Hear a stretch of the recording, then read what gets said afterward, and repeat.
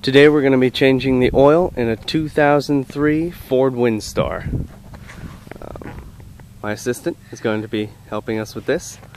First thing to do is jack it up and then put a jack stand under for safety and pull the parking brake. Alright, we've set a jack under the jack point, jack stand, and the parking brake in this vehicle is located between the driver's seat and the center console. Next up, we're going to remove the oil pan bolt. Alright. This is hot. You should also wait till the engine is cool before you do this. Right now, it's removing the oil pan bolt. It's a 14 millimeter. Now there's going to be two pans under here. The L-shaped pan is the transmission, the small square one is the engine, and that's the one you want to remove. It's on the rear side facing the back of the car.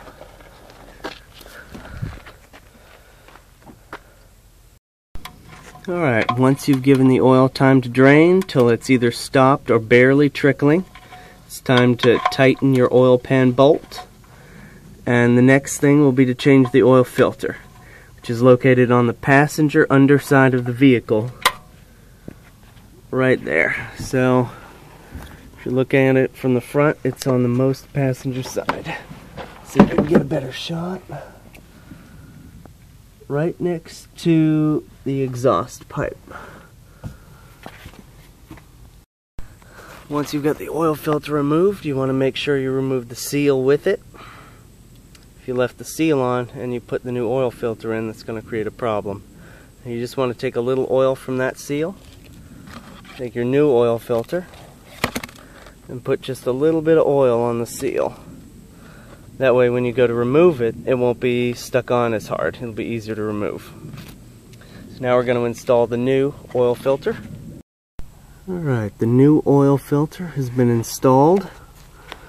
Now, if your car is jacked up, you want to level it out.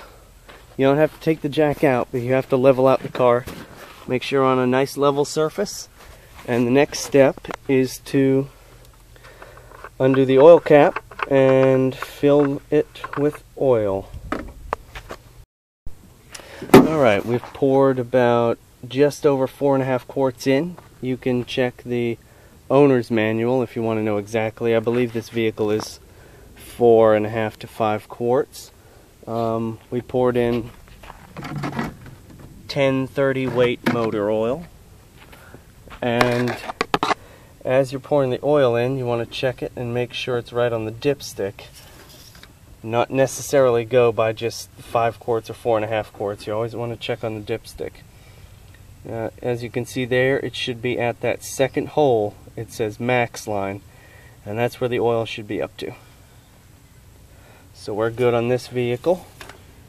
Remove the filler, tighten up the oil cap. Alright, then we're going to close the hood. Don't forget to take the jack out and remove the emergency brake. Alright, this has been changing the oil on a 2003 Ford Windstar. I hope this is helpful.